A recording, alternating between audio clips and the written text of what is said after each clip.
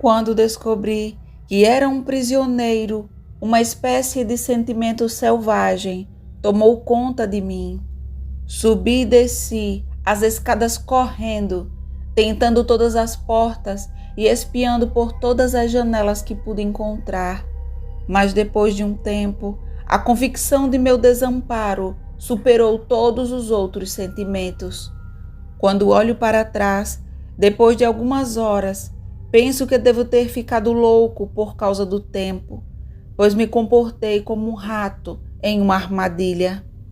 Quando, porém, tive a convicção de que estava indefeso, sentei-me calmamente, tão silenciosamente como nunca fiz qualquer coisa na minha vida, e comecei a pensar sobre o que seria o melhor a ser feito.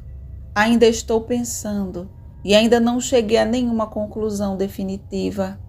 Só de uma coisa tenho certeza, que não adianta dar a conhecer minhas ideias ao conde. Ele sabe muito bem que estou preso, e como ele mesmo fez isso, e sem dúvida tem seus próprios motivos para isso, só me enganaria se eu lhe confiasse totalmente os fatos. Até onde posso ver, meu único plano será manter meu conhecimento e meus medos para mim mesmo e de olhos abertos. Eu sei, eu estou sendo enganado como um bebê por meus próprios medos, ou então estou em uma situação desesperadora e, se este for o caso, preciso e precisarei de todo o meu cérebro para superar. Mal tinha chegado a esta conclusão quando ouvi a grande porta lá embaixo se fechar e soube que o conde havia retornado. Ele não entrou imediatamente na biblioteca, então fui cautelosamente para o meu quarto e o encontrei arrumando a cama. Isso foi estranho, mas apenas confirmou o que eu pensava o tempo todo, que não há empregados na casa.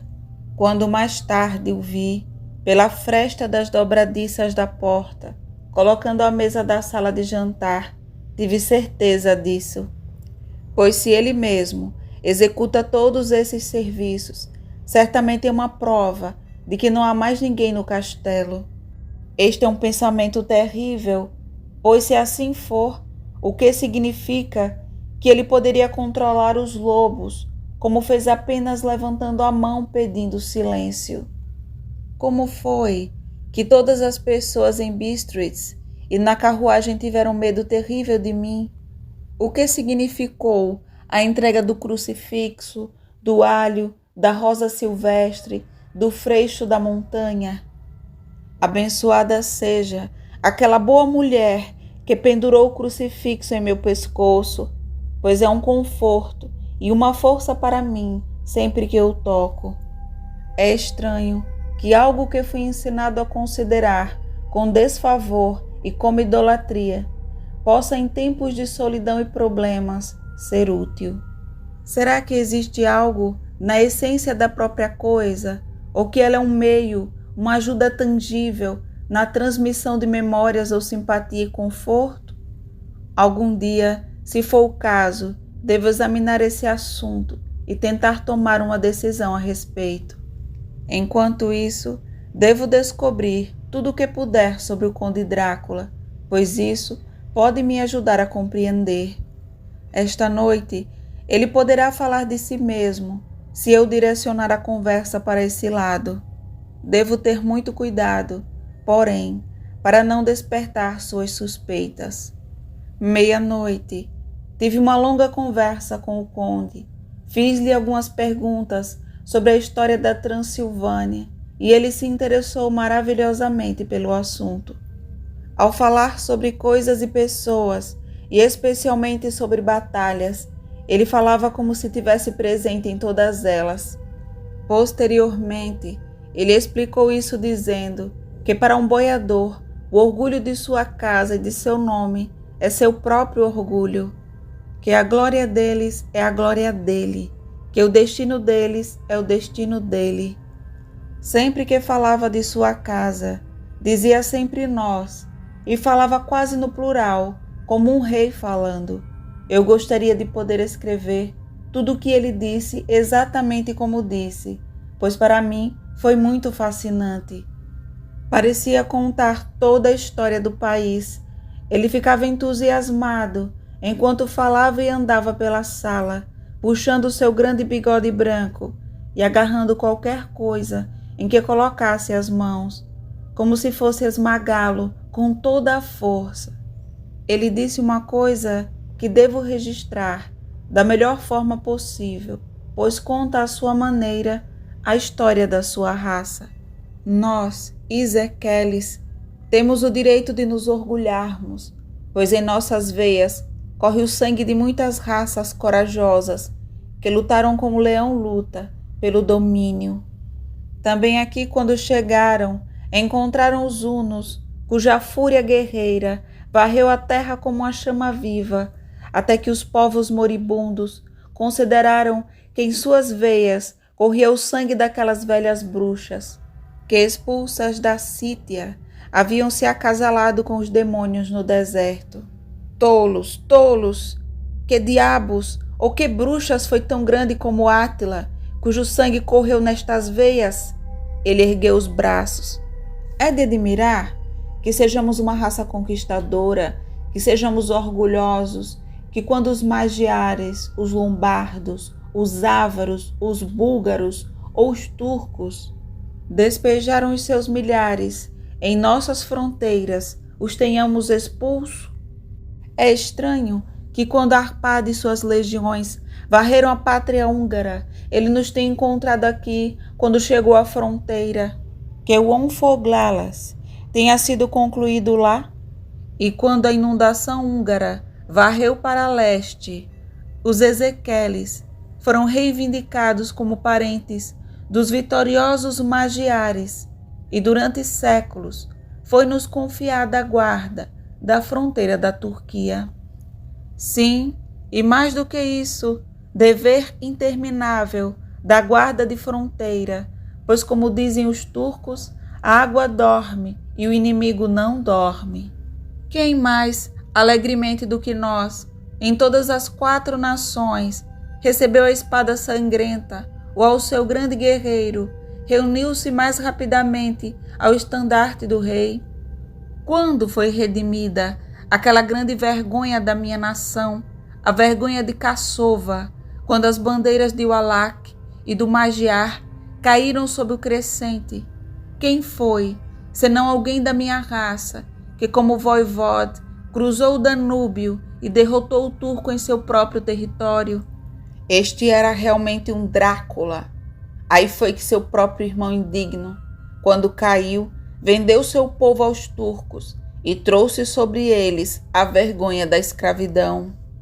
Não foi este Drácula de fato quem inspirou aquele outro de sua raça, que em uma época posterior repetidamente trouxe suas forças através do grande rio para a Turquia, que quando foi derrotado voltou novamente e novamente.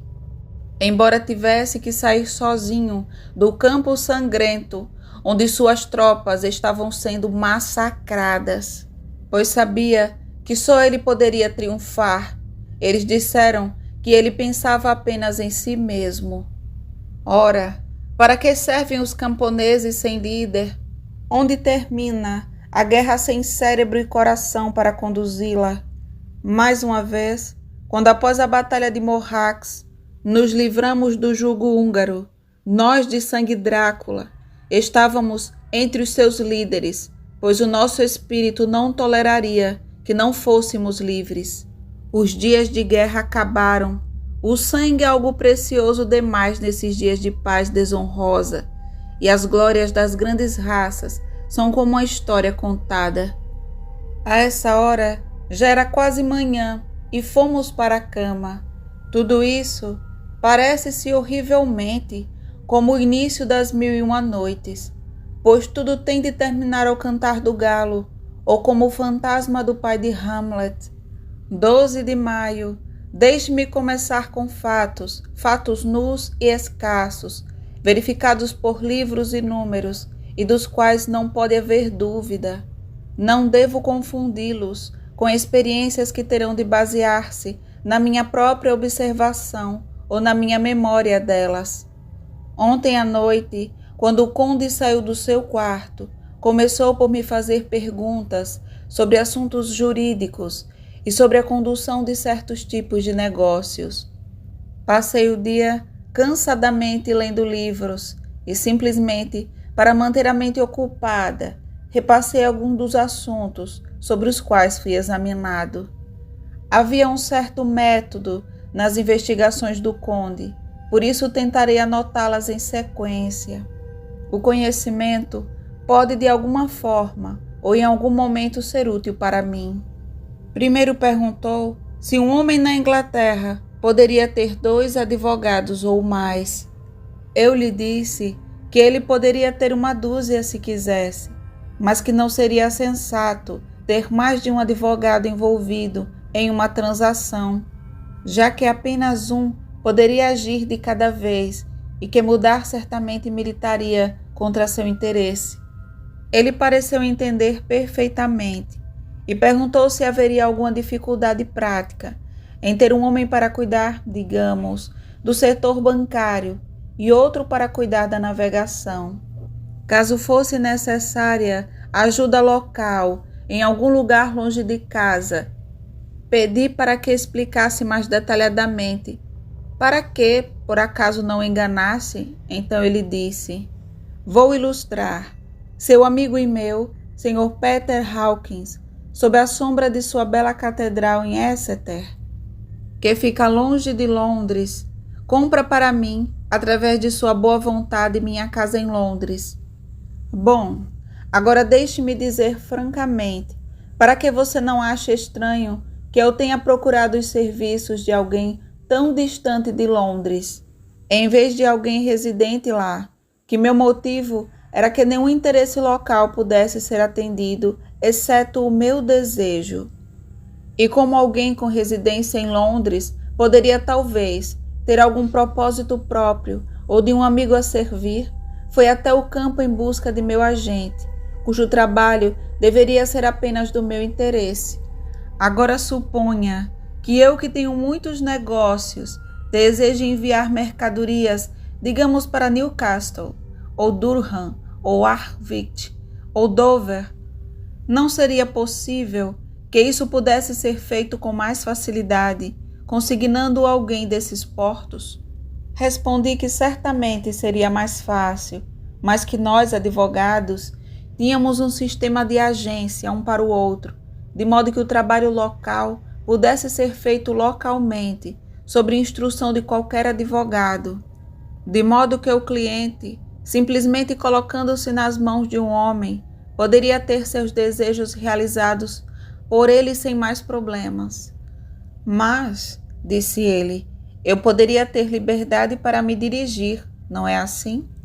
É claro, respondi, e isso é frequentemente feito por homens de negócios, que não gostam que todos os seus negócios sejam conhecidos por qualquer pessoa. Bom, ele disse, e então passou a pergunta sobre os meios de fazer remessas e os formulários a serem preenchidos, e sobre todos os tipos de dificuldade que poderiam surgir, mas contra as quais, com premeditação, poderiam ser evitadas. Expliquei-lhe todas essas coisas da melhor maneira que pude, e ele certamente me deixou com a impressão de que teria sido um advogado maravilhoso, pois não havia nada que não tivesse pensado ou previsto. Quando ele se satisfez com esses pontos de que havia falado, e eu verifiquei tudo tão bem quanto pude, pelos livros disponíveis, ele levantou-se de repente e disse: Você escreveu, desde a sua primeira carta ao nosso amigo Sr. Hawkins, ou qualquer outro? Foi com muita amargura no coração que respondi que não, que ainda não tinha visto nenhuma oportunidade de enviar cartas a ninguém. Então escreva agora, meu jovem amigo, disse ele, colocando uma mão pesada em meu ombro. Escreva para nosso amigo e para qualquer outro, e diga, se for do seu agrado, que você ficará comigo até daqui a 1 mês. Você deseja que eu fique tanto tempo? Perguntei, pois meu coração ficou frio com o pensamento. Eu desejo muito isso, não aceitarei nenhuma recusa. Quando seu patrão, empregador ou o que quiser comprometeu-se a que alguém viesse em seu nome, ficou entendido que apenas minhas necessidades deveriam ser consultadas. Eu não poupei, não é isso? O que eu poderia fazer senão me curvar à aceitação? O interesse do Sr. Hawkins, não o meu, e eu tinha que pensar nele, não em mim mesmo. Além disso, enquanto o Conde Drácula falava, havia algo em seus olhos e em seu comportamento que me fez lembrar que eu era um prisioneiro e que se eu quisesse não teria escolha. Rogo-lhe, meu bom jovem amigo, que não discuta outras coisas além de negócios em suas cartas. Sem dúvida, seus amigos ficarão satisfeitos em saber que você está bem e que deseja voltar para casa e vê-los. Não é assim? Enquanto falava, ele me entregou 3 folhas de papel e 3 envelopes. Eram todos do mais fino posto estrangeiro, e olhando para eles, depois para ele, e notando seu sorriso tranquilo, com os dentes caninos afiados sobre o lábio inferior vermelho, compreendi tão bem, como se ele tivesse falado, que eu deveria ser mais cuidadoso com o que escrevia, pois ele seria capaz de ler. Portanto, decidi escrever apenas notas formais agora, mas escrevi integralmente ao Sr. Hawkins, em segredo, e também a Mina, pois para ela eu poderia escrever taquigrafia, o que confundiria o conde, se ele a visse. Quando escrevi minhas 2 cartas, fiquei sentado quieto, lendo um livro, enquanto o conde escrevia várias notas, referindo-se, enquanto as escrevia, a alguns livros em sua mesa. Então, ele pegou as minhas 2 cartas e as colocou junto com as suas, colocando-as ao lado de seu material de escrita, após o que, no instante em que a porta se fechou atrás dele, me inclinei e olhei para as cartas, que estavam viradas para baixo sobre a mesa. Não senti nenhum escrúpulo em fazê-lo, pois, dadas as circunstâncias, senti que deveria me proteger de todas as maneiras que pudesse. Haviam 2 abertas. Eu estava prestes a olhar para elas, quando vi a maçaneta da porta se mover. Afundei-me em meu assento, tendo acabado de ter tempo de retornar meu livro, antes que o conde, segurando ainda outra carta na mão, entrasse na sala. Ele pegou as cartas que estavam sobre a mesa e as carimbou com cuidado, e depois, virando-se para mim, disse: Espero que você me perdoe, mas tenho muito trabalho a fazer, em particular esta noite. Você encontrará em breve, espero, todas as coisas que desejar. Na porta, ele se virou e, após uma pausa, disse: Deixe-me aconselhá-lo, meu querido jovem amigo. Deixe-me avisá-lo com toda a seriedade, que se você sair destes quartos, você não irá dormir em nenhuma outra parte do castelo. É antigo e tem muitas lembranças, e há pesadelos para quem dorme imprudentemente. Esteja avisado, se o sono agora ou algum dia te superar, ou se você quiser fazê-lo, então corra para seu próprio quarto, ou para estes quartos, pois seu descanso será seguro. Mas se você não tomar cuidado a esse respeito, então... Ele terminou seu discurso com uma forma horrível, pois fez um gesto com as mãos, como se as estivesse lavando. Eu entendi perfeitamente. Minha única dúvida era se algum sonho poderia ser mais horrível do que a horrível e antinatural rede de escuridão e mistério que parecia se fechar em torno de mim. Mais tarde, subscrevo as últimas palavras escritas, mas desta vez não há dúvida. Não terei medo de dormir em qualquer lugar onde ele não esteja. Coloquei o crucifixo na cabeceira da minha cama. Imagino que meu descanso seja assim mais livre de sonhos, e ali permanecerá. Quando ele me deixou, fui para o meu quarto. Depois de um tempo, sem ouvir nenhum som, saí e subi a escada de pedra, de onde pude olhar para o sul. Havia uma certa sensação de liberdade na vasta extensão, por mais inacessível que fosse para mim, em comparação com a escuridão estreita do pátio. Olhando para isso, senti que estava realmente na prisão e parecia querer respirar ar fresco, embora fosse noite. Estou começando a sentir essa existência noturna me afetando. Isso está destruindo meus nervos. Começo pela minha sombra e estou cheio de todo tipo de imaginação horrível. Deus sabe que há motivo para meu terrível medo neste lugar amaldiçoado. Olhei para a bela extensão, banhada pelo suave luar amarelo, até que ficou quase tão claro quanto o dia. A luz suave, as colinas distantes derreteram-se, e as sombras nos vales e desfiladeiros tornaram-se uma escuridão aveludada. A mera beleza parecia me animar. Havia paz e conforto em minha respiração. Ao me inclinar na janela, meu olhar foi atraído por algo se movendo, um andar abaixo de mim e um pouco à minha esquerda, o que me levou a pensar que aquela janela daria para fora. A janela em que eu estava era alta e profunda, com caixilhos de pedra, e embora desgastada pelo tempo, ainda estava completa. Recuei para trás da pedra e olhei cuidadosamente para fora. O que vi foi a cabeça do conde saindo pela janela. Não vi o rosto, mas reconheci o homem pelo pescoço e pelo movimento das costas e dos braços. De qualquer forma, não poderia confundir as mãos, que tive muitas oportunidades de estudar. A princípio, fiquei interessado e um tanto divertido, pois é maravilhoso como um assunto pequeno pode interessar e divertir um homem quando ele é prisioneiro. Mas os meus sentimentos mudaram para repulsa e terror quando vi o homem inteiro emergir lentamente da janela e começar a rastejar pela muralha do castelo sobre o terrível abismo. De bruços, com o manto aberto à sua volta como grandes asas, no começo eu não pude acreditar no que via. Achei que fosse algum truque do luar, algum efeito estranho de sombra, mas continuei olhando e não podia ser ilusão.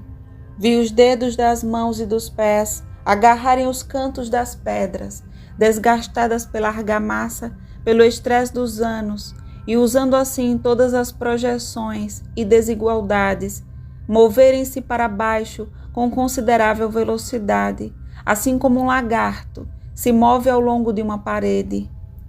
Que tipo de homem é esse? Ou que tipo de criatura tem a aparência do homem? Sinto o pavor deste lugar horrível me dominando. Estou com um medo terrível, e não há escapatória para mim. Estou cercado por terrores, nos quais não ouso pensar. 15 de maio, mais uma vez, vi o conde sair à maneira do lagarto. Ele desceu de lado, cerca de 30 metros abaixo e bastante para a esquerda. Ele desapareceu em algum buraco ou janela. Quando sua cabeça desapareceu, me inclinei para tentar ver mais, mas sem sucesso. A distância era grande demais para permitir um ângulo de visão adequado. Eu sabia que ele já havia deixado o castelo e pensei em aproveitar a oportunidade para explorar mais do que eu havia ousado fazer até então. Voltei para o quarto e, pegando uma luminária, experimentei todas as portas. Estavam todas trancadas, como eu esperava, e as fechaduras eram relativamente novas. Mas desci as escadas de pedra até o corredor onde havia entrado originalmente. Descobri que poderia puxar os parafusos com bastante facilidade e soltar as grandes correntes, mas a porta estava trancada e a chave sumiu. Essa chave deve estar no quarto do conde. Devo vigiar se a porta dele for destrancada, para que eu possa pegá-la e escapar. Passei a fazer um exame minucioso das várias escadas e passagens e a experimentar as portas que se abriam a partir delas. Um dos 2 pequenos quartos, perto do corredor, estavam abertos, mas não havia nada para ver neles, exceto móveis antigos, empoeirados pelo tempo e roídos pelas traças. Por fim, porém, encontrei uma porta no topo da escada, que, embora parecesse trancada, cedeu um pouco sob pressão. Tentei mais e descobri que não estava realmente trancada, mas que a resistência vinha do fato de as dobradiças terem caído um pouco e a porta pesada estar apoiada no chão. Aqui estava uma oportunidade que talvez eu não tivesse novamente, então me esforcei. Com muito esforço, forcei-a a recuar para poder entrar. Eu estava agora numa ala do castelo mais à direita do que os quartos que conhecia e um andar mais abaixo. Pelas janelas pude ver que o conjunto de quartos ficava ao sul do castelo. As janelas da sala ficavam voltadas tanto para o oeste como para o sul. No último lado, assim como no primeiro, havia um grande precipício. O castelo foi construído na esquina de uma grande rocha, de modo que em 3 lados era bastante inexpugnável. A oeste havia um grande vale, e então, erguendo-se ao longe, grandes montanhas irregulares, elevando-se pico após pico, a rocha escarpada, salpicada de cinzas e espinhos da montanha, cujas raízes se agarravam às fendas e fendas da pedra. Esta era evidentemente a parte do castelo ocupada pelas damas em tempos passados, pois a mobília tinha um ar mais confortável do que qualquer outra que eu já tivesse visto. As janelas não tinham cortinas e o luar amarelo, inundando-se através das vidraças diamantadas, permitia ver cores uniformes, ao mesmo tempo que suavizava a riqueza de poeira que cobria tudo e disfarçava, em certa medida, os estragos do tempo e das traças. Minha lâmpada parecia ter pouco efeito sob o luar brilhante, mas fiquei feliz por tê-la comigo, pois havia uma terrível solidão naquele lugar, que gelava meu coração e fazia meus nervos tremerem. Ainda assim, era melhor do que viver sozinho nos quartos que eu passava a odiar pela presença do conde. E depois de tentar um pouco controlar meus nervos, percebi que uma suave quietude tomou conta de mim. Aqui estou eu, sentado numa mesinha de carvalho, onde antigamente, possivelmente, uma bela senhora se sentava para escrever, com muito pensamento e muitos rubores, sua carta de amor mal escrita, e escrevendo em seu diário taquigrafado tudo o que aconteceu durante o dia. É o século XIX, atualizado com força total, e, no entanto, a menos que os meus sentimentos me enganem, os velhos séculos tinham e têm poderes próprios que a mera modernidade não pode matar. Mais tarde, na manhã de 16 de maio, Deus preserve minha sanidade, pois a isso estou reduzido. A segurança e a garantia de segurança são coisas do passado. Enquanto eu estiver aqui, só há uma coisa a esperar, que eu não enlouqueça, se é que já não estou louco. Se eu estiver são, então certamente é enlouquecedor pensar que de todas as coisas nojentas que se escondem neste lugar odioso, o conde é o menos terrível para mim, que só nele posso procurar segurança, mesmo que isso seja apenas enquanto eu puder servir ao seu propósito. Bom Deus, Deus misericordioso, deixe-me ficar calmo, pois fora desse caminho reside a verdadeira loucura. Por enquanto, sentindo como se meu próprio cérebro estivesse desequilibrado ou como se tivesse chegado o choque que deve terminar em sua ruína, recorro ao meu próprio diário para repouso. O aviso misterioso do conde me assustou na época. Não me assusta mais quando penso nisso, pois no fundo ele terá um controle terrível sobre mim. Temerei duvidar do que ele pode dizer. Depois de escrever em meu diário e, felizmente, recolocar o livro e a caneta no bolso, senti sono. O aviso do conde veio à minha mente, mas tive prazer em desobedecê-lo. A sensação de sono tomou conta de mim, e com ela a obstinação que o sono traz como batedor. O suave luar me acalmava e a vasta extensão externa dava uma sensação de liberdade que me refrescava. Decidi não voltar esta noite, assombrado pela escuridão, mas dormi aqui, onde antigamente as senhoras sentavam-se e cantavam e viviam vidas doces, enquanto seus seios gentis ficavam tristes por seus homens afastados no meio de guerras implacáveis.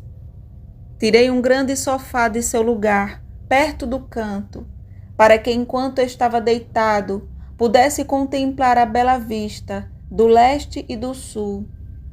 E sem pensar, e indiferente à poeira, me preparei para dormir. Suponho que devo ter adormecido.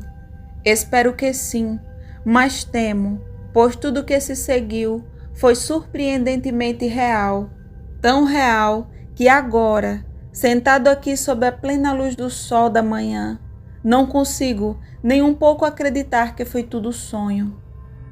Eu não estava sozinho. A sala era a mesma, sem qualquer alteração, desde que entrei nela.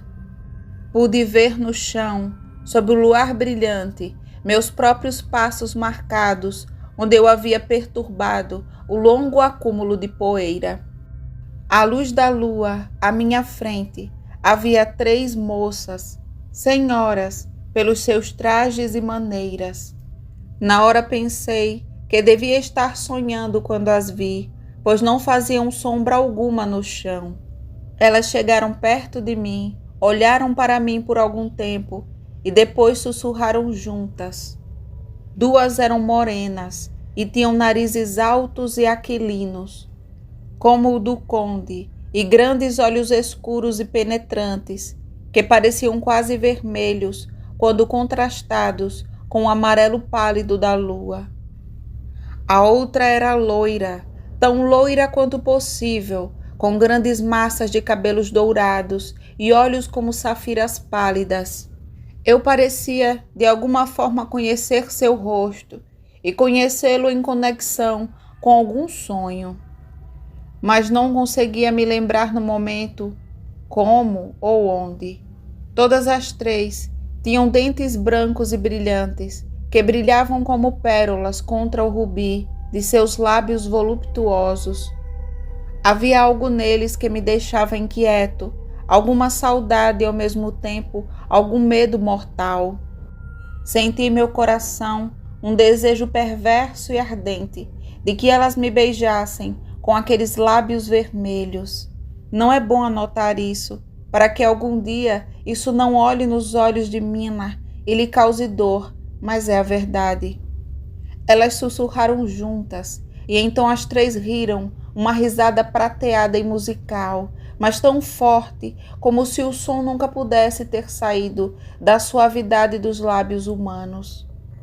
Era como a doçura intolerável e formigante dos copos de água quando tocados por uma mão astuta. A bela garota balançou a cabeça coquetemente e as outras 2 a incentivaram.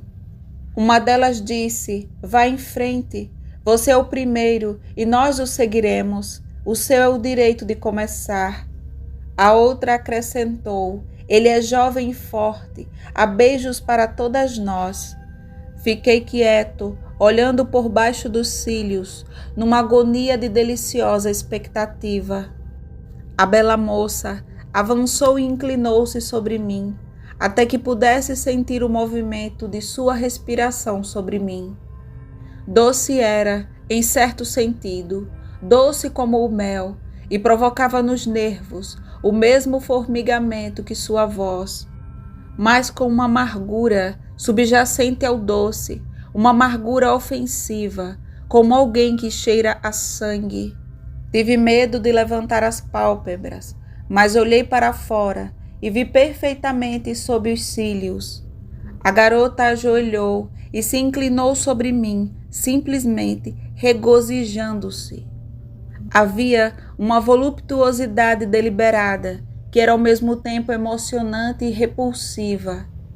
E quando ela arqueou o pescoço, ela realmente lambeu os lábios como um animal, até que eu pude ver ao luar a umidade brilhante nos lábios escarlates e na língua vermelha, enquanto lambia os dentes afiados e brancos.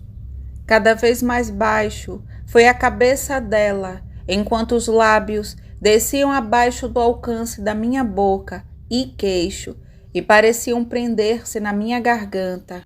Então ela fez uma pausa e eu pude ouvir o som agitado de sua língua, lambendo seus dentes e lábios, e pude sentir o hálito quente em meu pescoço. Então a pele da minha garganta começou a formigar, como acontece com a carne, quando a mão que vai fazer cócegas se aproxima cada vez mais. Eu podia sentir o toque suave e trêmulo dos lábios na pele supersensível da minha garganta e as marcas duras de 2 dentes afiados, apenas se tocando e parando ali. Fechei os olhos em êxtase languido e esperei com o coração batendo. Mas naquele instante, outra sensação passou por mim, tão rápido quanto um raio. Tive consciência da presença do conde e de que ele estava como que mergulhado numa tempestade de fúria. Quando meus olhos se abriram involuntariamente, vi sua mão forte agarrar o pescoço esguio da bela mulher e, com o poder de gigante, puxá-lo para trás. Os olhos azuis transformados em fúria, os dentes brancos ardendo de raiva e as bochechas claras ardendo vermelhas de paixão. Mas o conde, nunca imaginei tanta ira e fúria, mesmo para os demônios do abismo. Seus olhos estavam positivamente brilhando. A luz vermelha neles era sinistra e como se as chamas do fogo do inferno ardessem atrás dele. Seu rosto estava mortalmente pálido e suas linhas eram duras como fios esticados.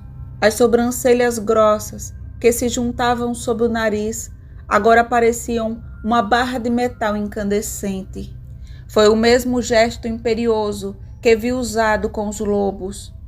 Com uma voz que, embora baixa e quase sussurrada, parecia cortar o ar e ressoar na sala, ele disse: "Como você ousa olhar para ele quando eu proibi? Como você ousa tocá-lo? Como você ousa olhar para ele quando eu proibi isso? De volta eu conto tudo para vocês. Este homem pertence a mim. Cuidado ao se intrometer com ele, ou você terá que lidar comigo."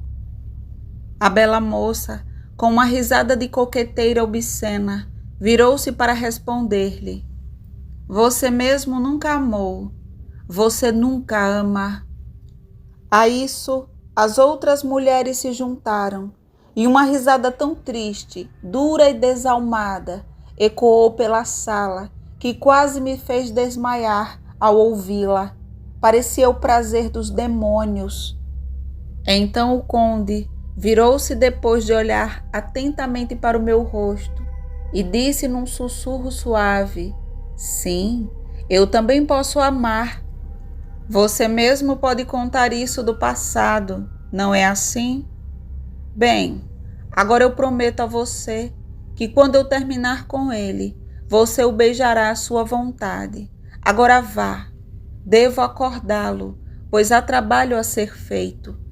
"Não teremos nada esta noite?" disse uma delas, com uma risada baixa, enquanto apontava para a sacola que ele havia jogado no chão e que se movia como se dentro dela houvesse alguma coisa viva.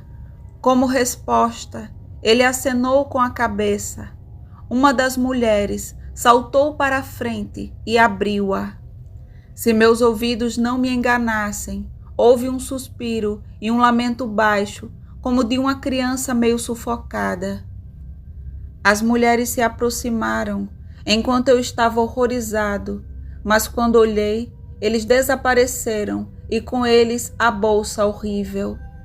Não havia porta perto deles e eles não poderiam ter passado por mim sem que eu percebesse.